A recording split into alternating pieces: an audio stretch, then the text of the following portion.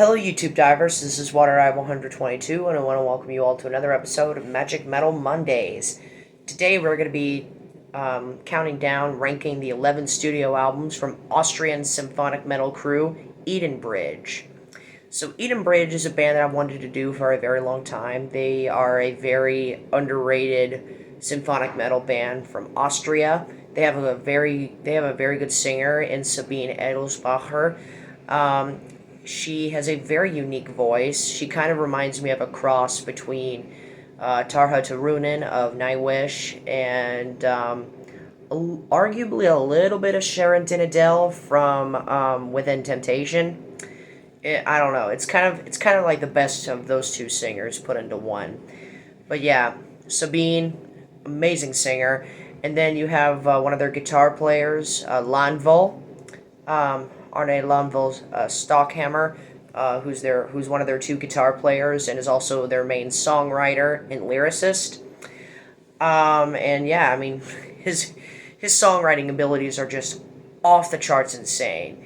Like every single album they've made has at the very least, very good written and arranged orchestration and compositional arrangements. But yeah, Edenbridge has 11 albums, and we're going to rank them all from my least favorite to my favorites. So let's get started. So coming in at number 11, we have the 2019 album, Dynamine.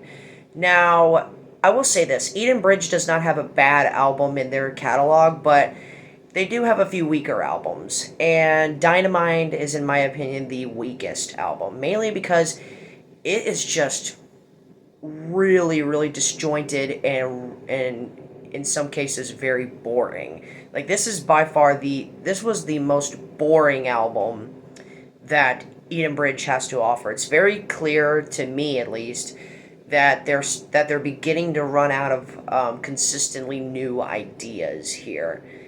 Every single song just basically feels like a watered down version of what they've done on the previous 2 or 3 records.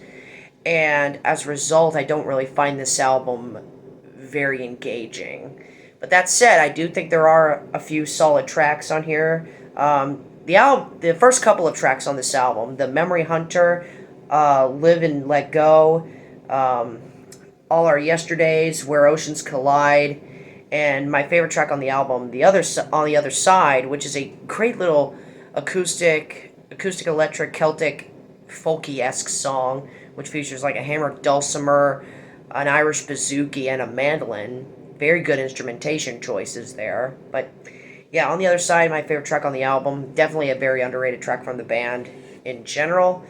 But then the second side of the album, with the exception of Tar and Gold, is as forgettable as I can get, and that even includes the 12-minute epic on this album, which The Last of His Kind, which is just by far the worst epic they've made. It's not terrible per se, but it is very second end heavy.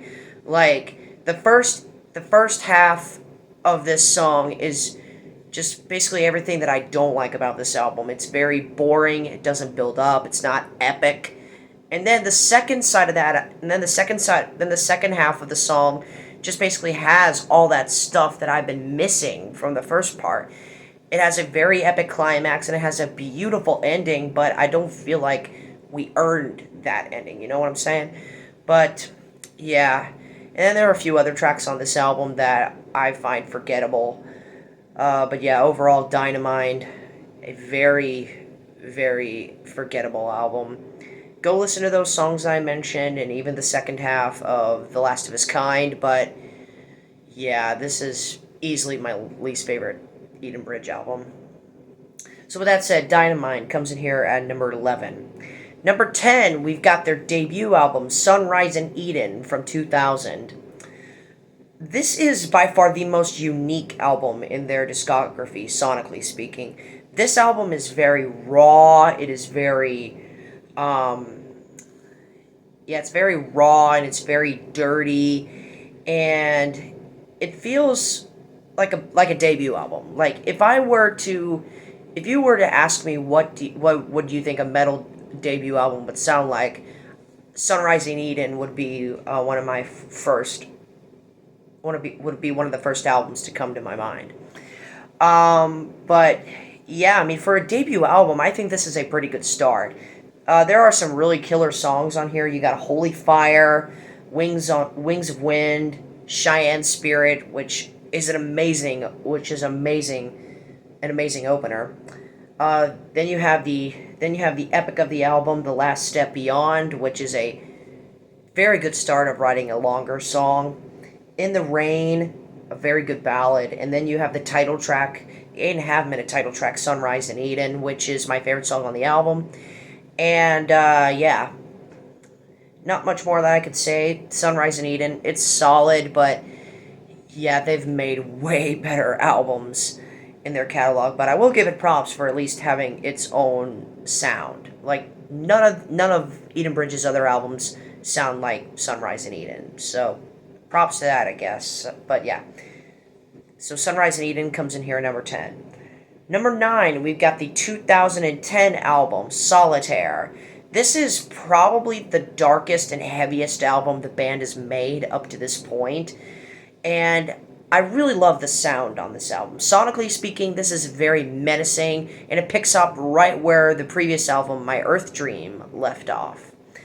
But my issues with this album is that I just don't think there are as much memorable songs as there are on some of their other albums. But you have amazing songs like Come Undone, Skyline's End, A Virtual Dream, Out of This World, Bon Voyage, Vagabond, the title track Solitaire, and then my favorite song on the album has to go to Higher, which actually got a music video. Very fun music video, might I add. But yeah, overall, Solitaire, a very good album, but again, I think they've done better. So Solitaire comes in here at number 9. Number 8, we got their most recent album, 2022's Shangri-La. Honestly, you can copy and paste everything I said about Solitaire, well, mostly everything I said about Solitaire, and apply it here, and we'll be in good shape. This is not as heavy as Solitaire, but I feel like the songs do kind of remedy those core ideas that Solitaire had established. This is a huge step up from Dynamite, in my opinion, but yeah, overall, it left me wanting more. But you have great songs on here like The Bonding Part 2, which continues the bonding track from their album The Bonding. More on that later. Freedom is a Roof Made of Stars. At First Light, a great little mini epic of theirs. Hall of Shame and Savage Land are two very nice songs. Then you have the main singles from the album. You have The Road to Shangri-La, kind of a title track. And then you have my favorite song on the album, The Call of Eden. Now, this song actually feels like a new idea that Edenbridge were thinking about. And I wish the rest of the album had more songs like The Call of Eden. I think it would have definitely boosted the quality of this record even more, in my opinion. But, yeah, Shangri-La, not a bad album. But, yeah, there's better options. So with that said, Shangri-La comes in here at number 8. Number 7 might be a little bit controversial. We got the 2006 album, The Grand Design. This is part of Edenbridge's classic era, their classic run of albums throughout the 2000s. And I think The Grand Design is easily the weakest record of this era. Yeah, if you don't include Sunrise in Eden, but yeah. The Grand Design has some great songs on here. You have the amazing epic title track, The Grand Design, which is one of their best epic songs. See You Fading Afar, Evermore, Terra Nova, and then my favorite song on the album has to go to On Top of the World. This is honestly one of their best songs. Like, I'm just gonna be frank. This is definitely one of the best songs from Edenbridge. It's very bouncy. It's very energetic. It's very catchy too. Like, especially if you hear that chorus, like maybe 2 or 3 times, it'll be in your head. I can guarantee you that.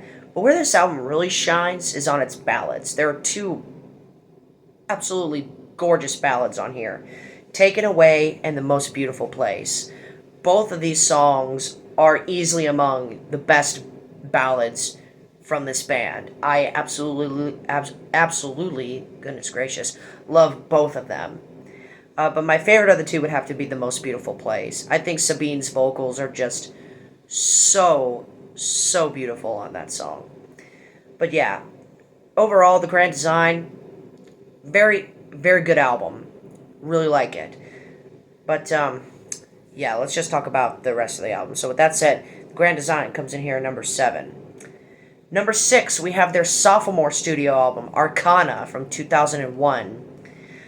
Okay, so I made this comparison before. I basically said that Sunrise in Eden, their debut, kind of reminded me of Nightwish's debut album, Angels Fall First. Well, if that's the case, then Arcana is Edenbridge's version of Oceanborn.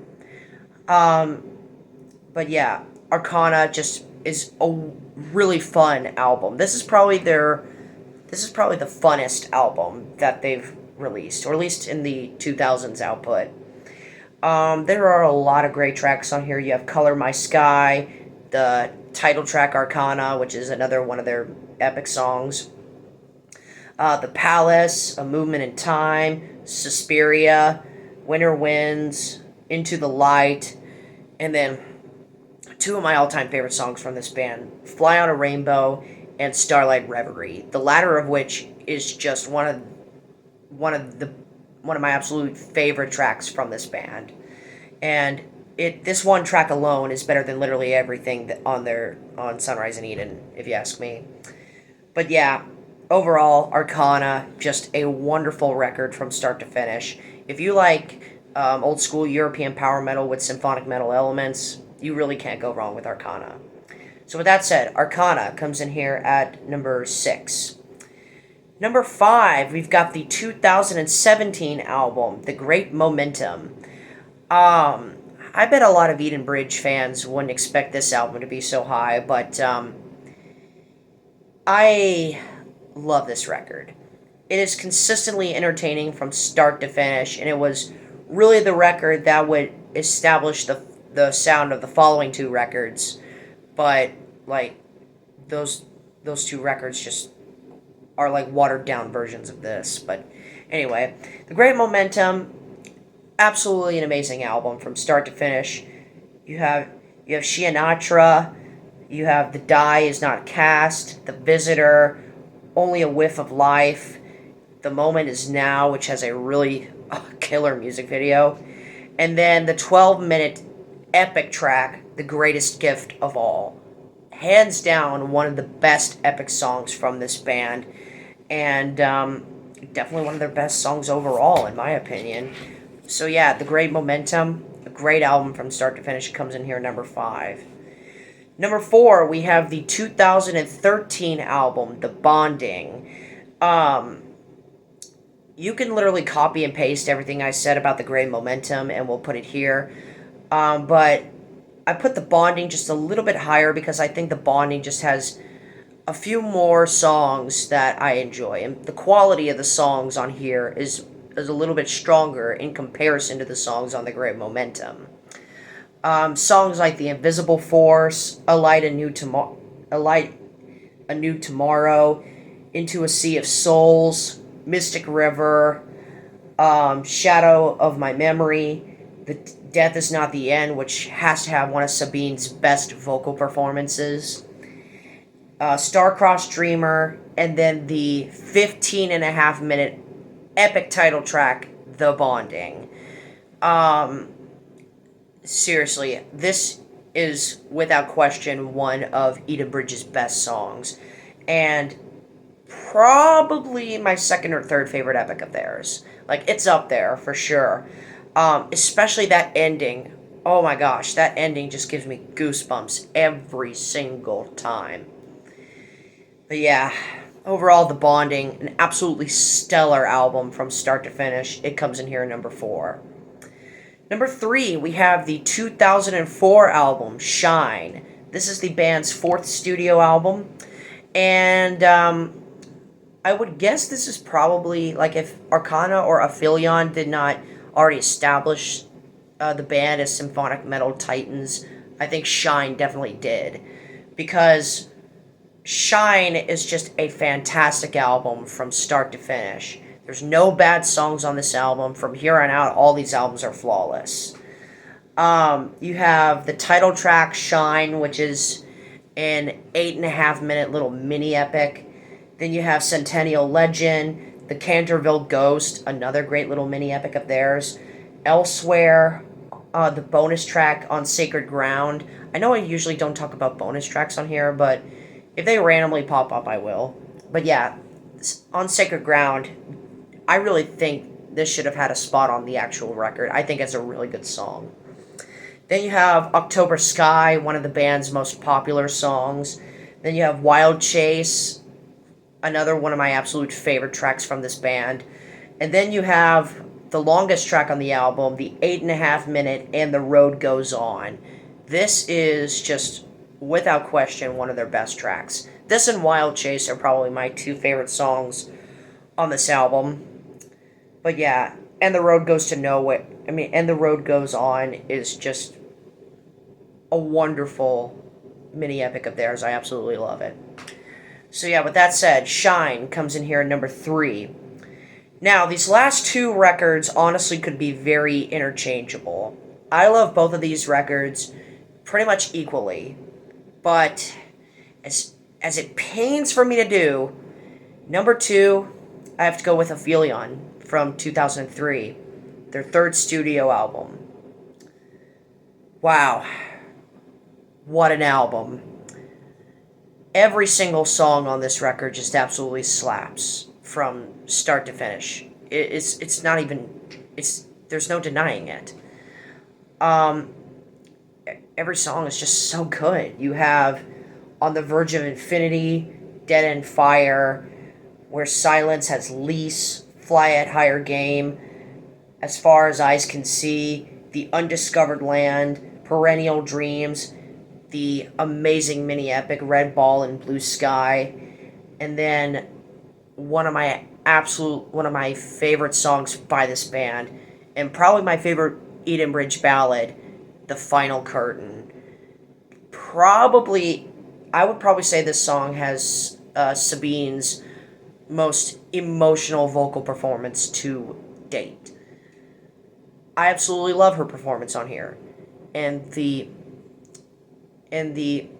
compositions, the orchestration, the accompaniment, everything to back up her voice is just written, performed, and produced so well. It gives me goosebumps every time. The Final Curtain. Absolutely love this song. Aphelion is just a masterpiece of a symphonic metal album. But it's only here at number 2. What could possibly be better? Let's find out, shall we? Alright, so with that said, we have finally reached it. Number 1, Process of Elimination. If you're an Edenbridge fan, then you know what album is left. And that is the 2008 album, My Earth Dream. What can I say about this record that hasn't already been said?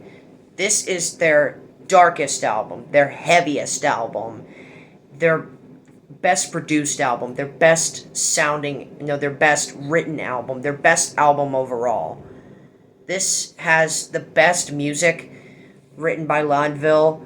This has Sabine's best vocal performance to date across an entire record. And the dark and earthy tone of this record just gives this a whole new realm of possibilities. Following the grand design, I wanted to hear Edenbridge go in another direction. The Earth Dream gave me that wish. And boy, oh boy, does this album hit. I'm going to track by track this thing. Let's do it. You have the intro track, The Force Within, and then you get 3 straight heavy tracks with Shadow Play, Paramount, and Undying Devotion, and also Adamantine, so make that 4. Then you have a gorgeous ballad, Whale Rider, which is definitely up there with The Final Curtain as being one of my favorite ballads from this band.